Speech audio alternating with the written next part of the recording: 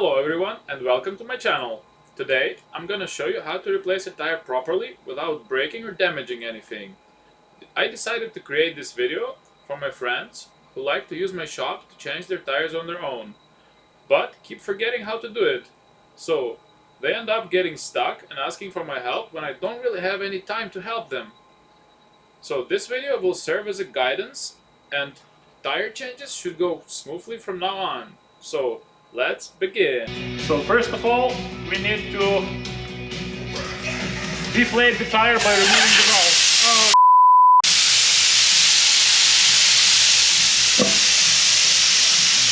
I was supposed to hold it in, but it just escaped my hands, my fingers, so I caught it later.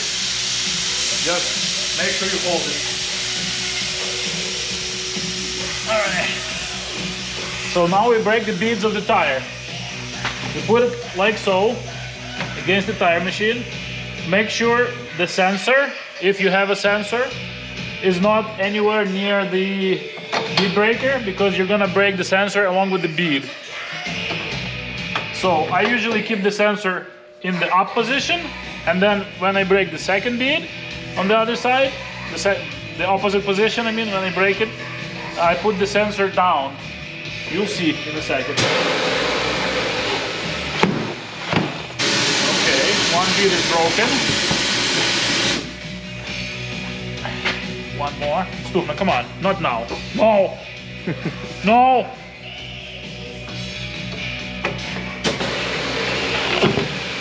Note the sensor position. Alright, that side is broken. Now this side.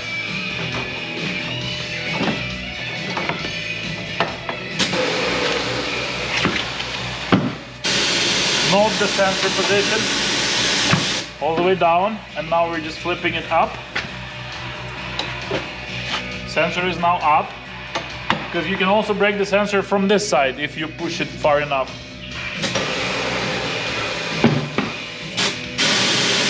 Alright, so all the beads are broken.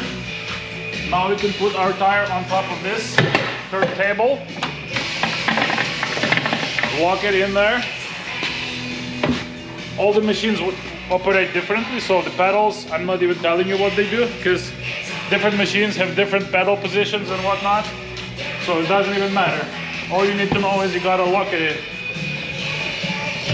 Alright, now I use this soap and water solution to lube it up so that it slides out better. I just spray it in there.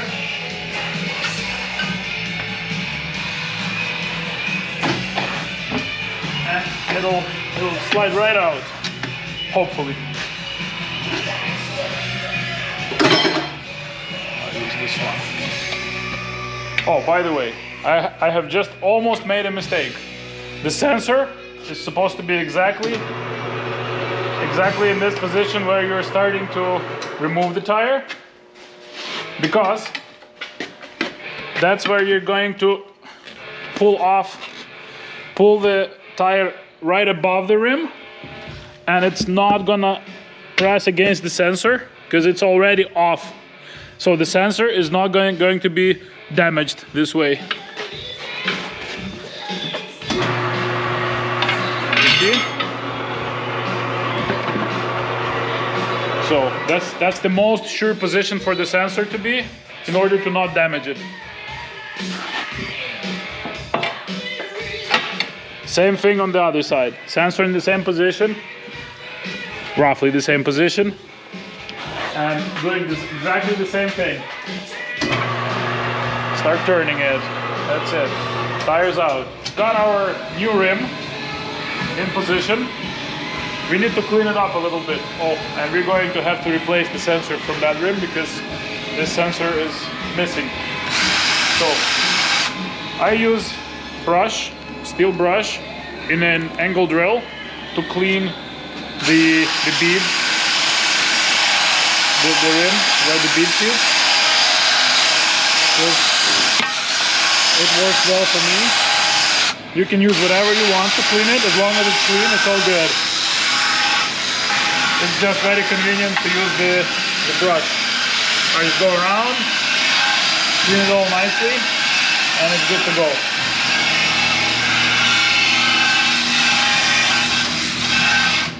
You can almost eat off of it.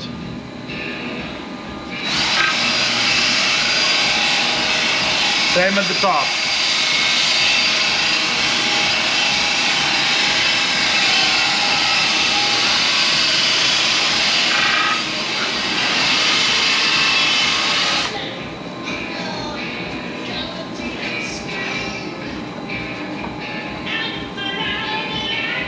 Alright, it is clean. Now we're gonna get to the sensor. Now we're ready to remove the sensor from the old rim. You gotta do it carefully because it may be corroded. Oh no, this one's not corroded. Great. Alright, we got it off. Great. There's some mud on it. I'll go blow it off with some air and we're gonna be okay.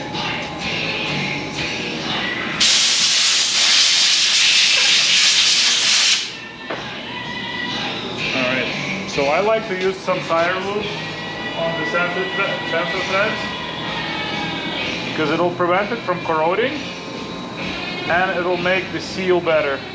Because this tire lube is also a sealer, like it seals up if there's any unevenness on anything it's gonna be bolted to. It's gonna seal itself better than without it. I'm not saying this is what you should be doing, but it works for me. It may as well work for you if you want to.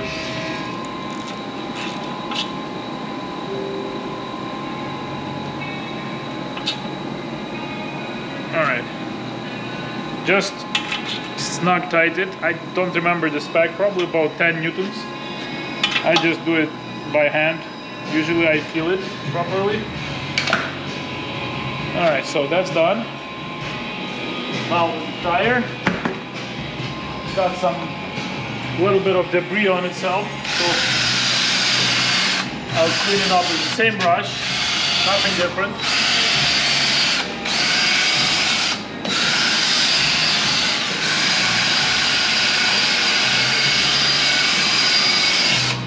Make sure the surface is all clean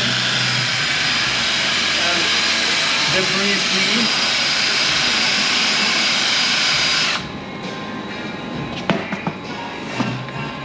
Oh yeah, this one's dirty. Yeah, this brush is too soft for this tire. I'm gonna use some heavy brush. Clean this debris faster. Yeah, that's the brush. Yeah, buddy. Yeah. Beauty.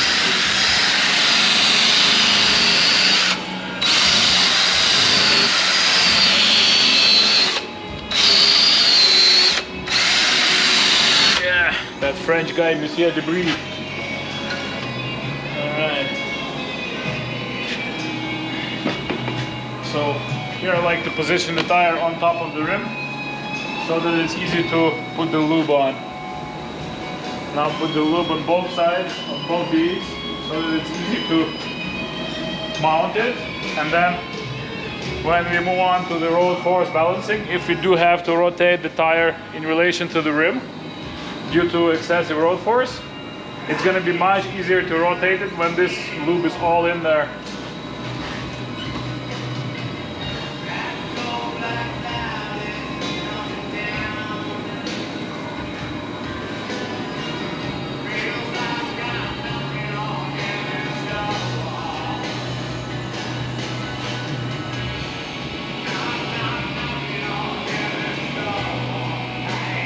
Alright. So we got this whole lubed up. This is the size we need. So the first bead on this kind of size, this is 19. Yeah, this should probably just slide in without even using the machine. There you go. Easy. Now here, when installing the tire, it's best to keep the valve, the sensor, in about this position in relation to the mounting head. Because this is where the tire is gonna be going in last. Because otherwise you may damage it with the bead of the tire when installing it. So installing this side, removing right here against the head.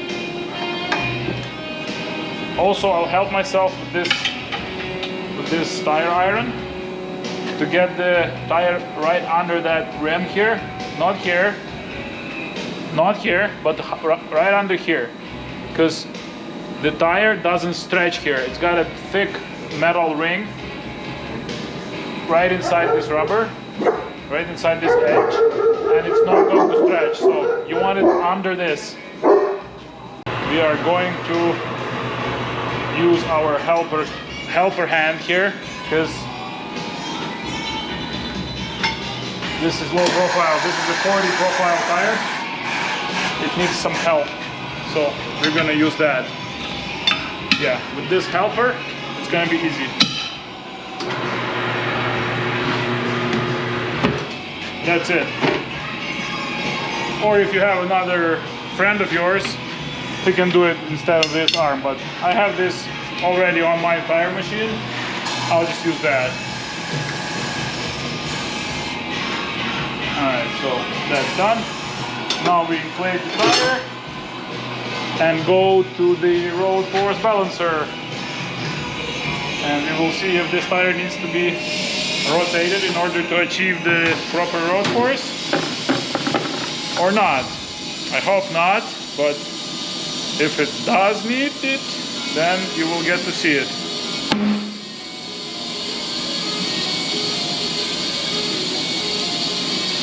Notice how I removed the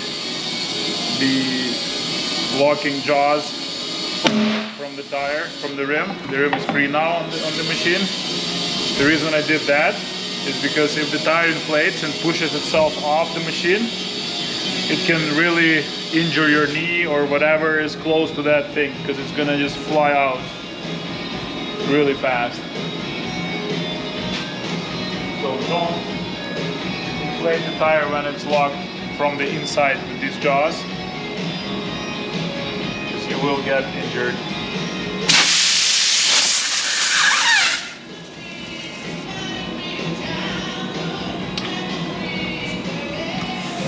Alright, we can adjust pressure on the balancer, because that's what it needs to be done for roll force to be working. Alright, now moving on to the balancer.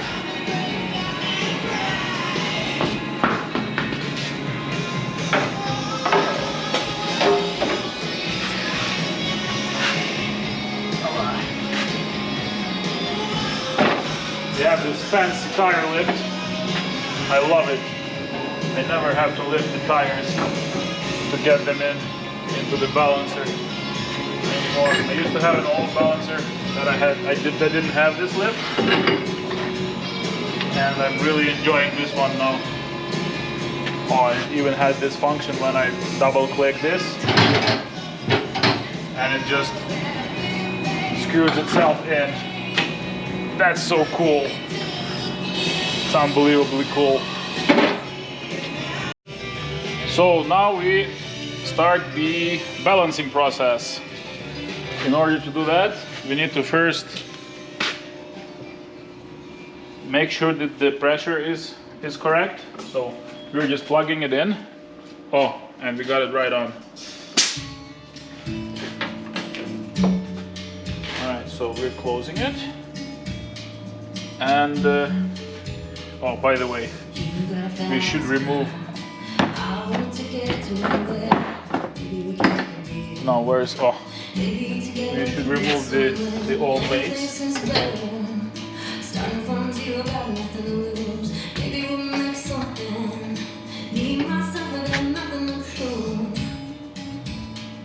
Should have done this before mounting the tire, but I just forgot. So doing it now. Oh wow, these are really good weights. So tough. Can't really pull pull them off easily. Alright, great. Now we're just closing the lid and spinning the tire. Looking at the tire, I can see that the rim is slightly bent, but not too bad. Let's see how much road force this tire has.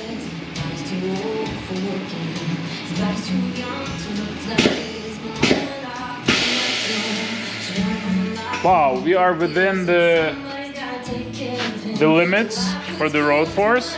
It's only at 14 and the yellow starts at 15, so we're okay. All we need is one little weight, and even that we are going to, okay, we can spread the weights, or we can we can see if we can drag the weight and reduce the amount of weight. No, we can't, so we'll just leave it in that spot where it wants it. Alright. So the machine is pointing us exactly where the weight needs to go, that pointer. Yeah, so now I use brake cleaner